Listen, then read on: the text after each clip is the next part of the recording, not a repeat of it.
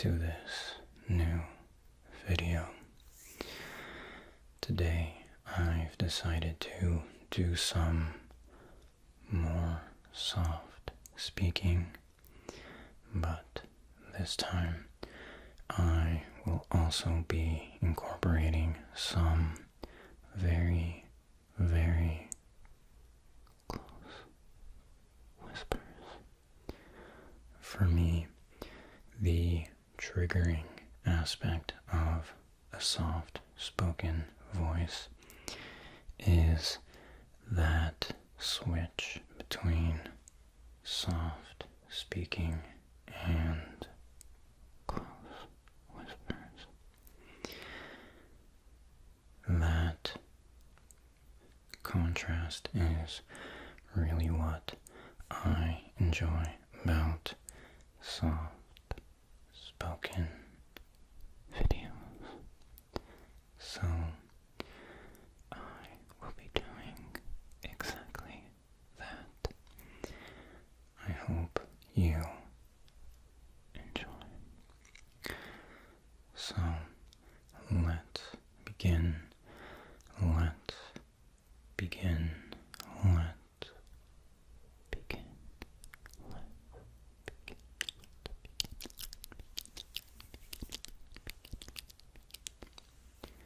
So, I wasn't really sure what to talk about for this video,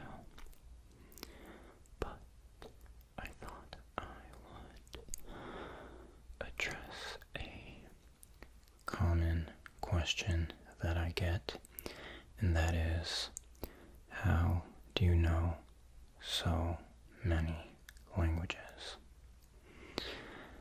Well, for those of you who still aren't aware, I am Mexican American. So I grew up in a household where Spanish and English were spoken. However, I went to an English-only school, like most American schools, and unfortunately my English became essentially my native language, and my Spanish skills dwindled and dwindled and dwindled. Of course, I tried my best to maintain my Spanish by speaking with Spanish-speaking family members. Of course, that is helpful, but I don't think that was enough to maintain fluency. So, I by no means would consider myself fluent. Am I close? Probably. I can understand a lot of Spanish, but my grammar and my vocabulary are not the best. I could definitely improve.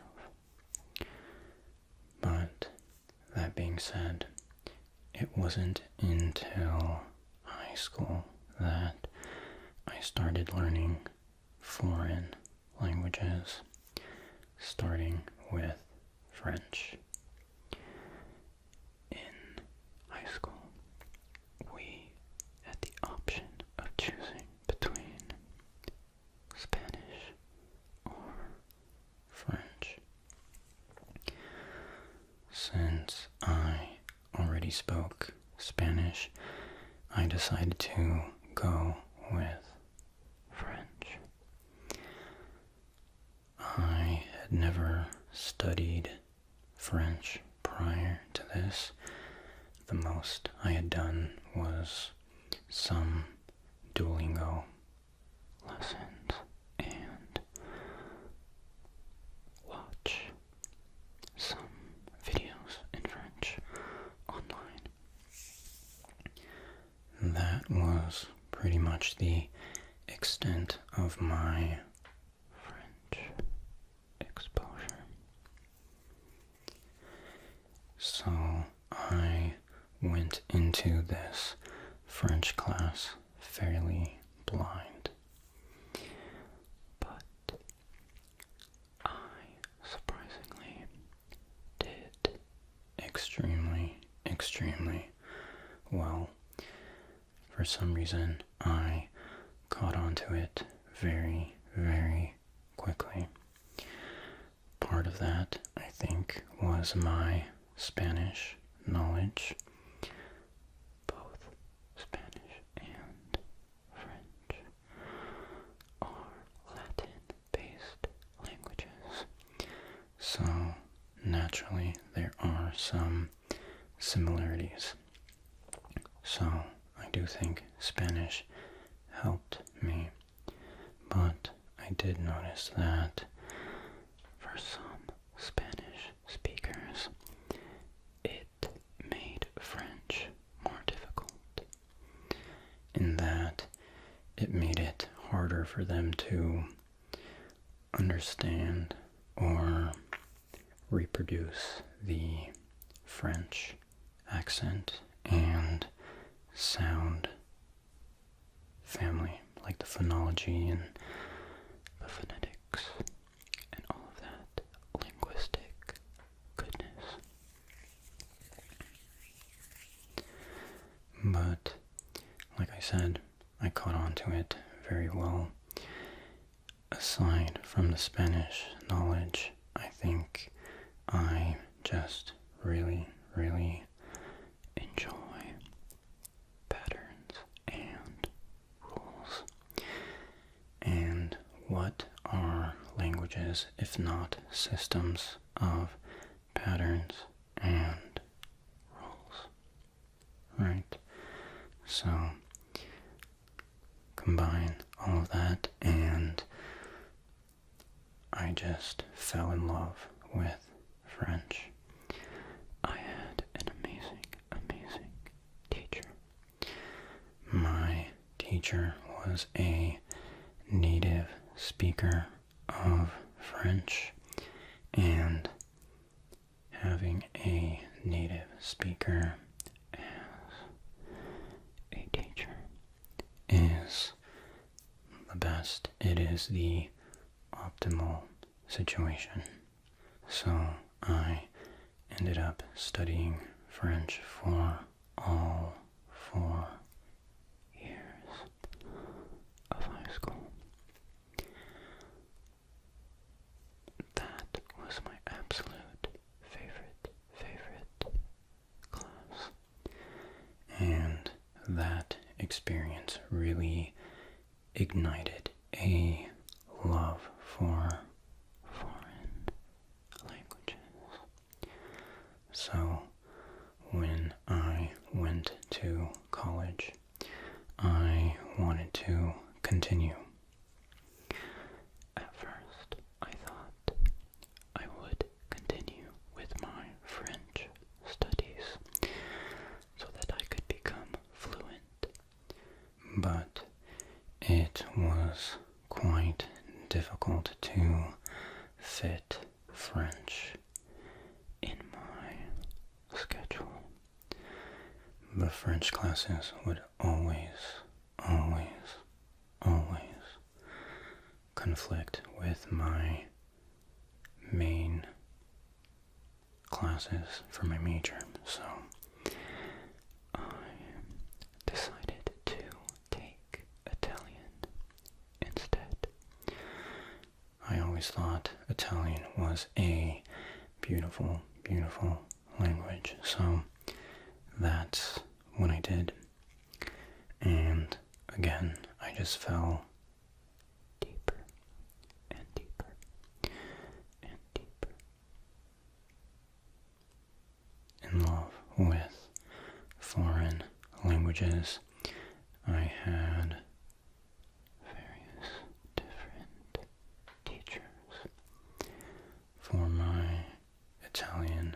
classes, so I was learning from native and non-native fluent speakers of Italian, and I found it quite easy to learn Italian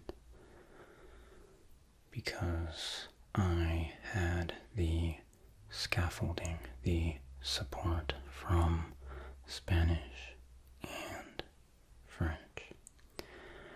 Those two languages helped me so much. And I caught on to Italian very quickly, just like French. And I ultimately ended up studying it for about a year and a half, I believe. I think I took 5 Italian classes, if I remember correctly, during that time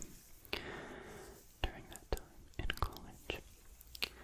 I also took 1 Portuguese class. I took 1 Portuguese class with a native speaker. So I was very, very, very excited. And again, I caught on quite quickly. However, in the middle of that quarter, my teacher and all the other graduate students went on strike for several weeks. And of course, that meant that I didn't have a teacher for the rest of the quarter, essentially. So I didn't get to learn very much. However, at that point, I had exposure to Portuguese, Brazilian Portuguese, through the internet. And that helped me a lot to understand the sounds of the language. So it was familiar to me. And since Spanish and Portuguese are so similar, I was able to understand a lot, but that didn't mean that I was very good at reproducing speech, creating my own sentences. So, soon after I took that class, I graduated college, and I have not continued actively learning any of these languages. I don't keep up with any of my languages in a formal sense. I am never sitting at my desk writing down verbs or conjugations or vocabulary. I probably should, but I don't. What I do is consume as much of that language as I can. That does not mean that you need to know a native speaker of the language you are trying to learn. Instead, I like to watch YouTube videos or shows that are in the language I am trying to learn, because, of course, the people in these videos and in these shows are native speakers. For example, you may not know this, but I am a huge fan of this little thing called ASMR.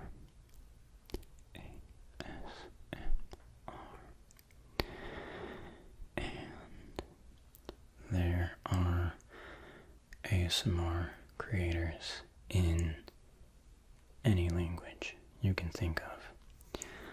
So what I do is I consume ASMR in Spanish, French, Portuguese, Italian, and some other languages that I'm not necessarily learning yet, but I hope to one day. And you can do that for basically any interest. For example, if you like watching gaming videos, you can try to find a creator who makes content on your favorite game. For example, if you are a fan of Pokemon,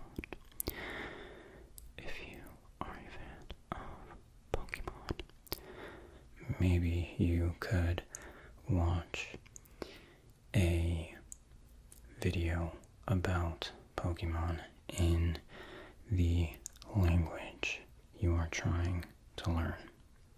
So for me, what I would do is I would choose a video in Portuguese about Pokemon, perhaps the newest Pokemon game coming out, and I would put subtitles on, and as the person is speaking, I could make connections between my language and the language I'm trying to learn.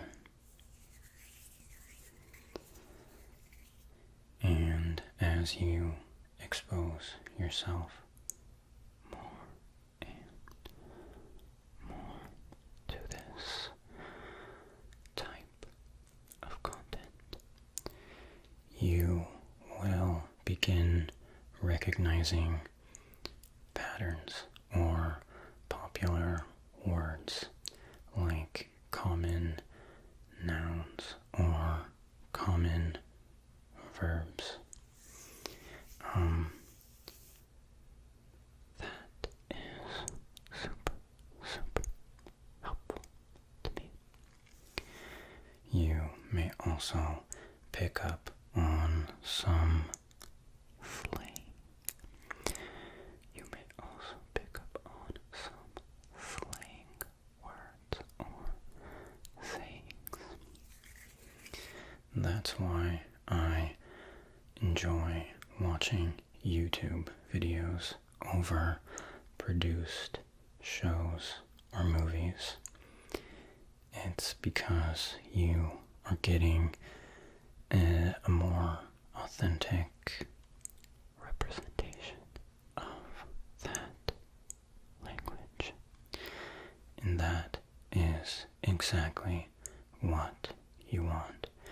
You want to get familiar with the sounds of the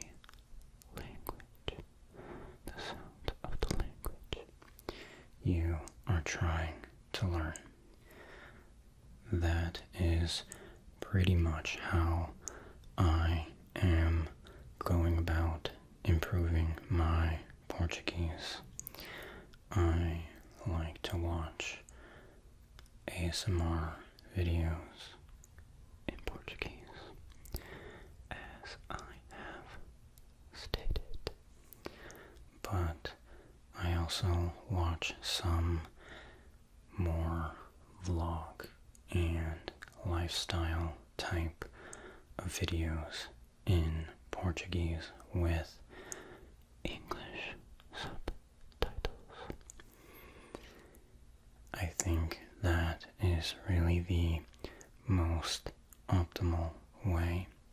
If you don't know a native speaker, that is the most optimal way to expose yourself completely, not only to a native speaker, but when you're watching lifestyle videos, you are exposing yourself to common verbs and vocabulary. So if you are learning a language or wanting to learn a language,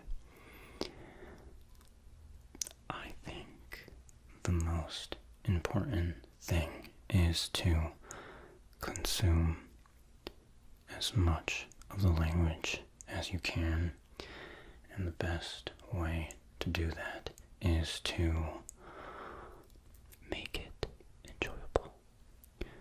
Make it enjoyable by watching content in that language. You do not need to be friends or to know a native speaker.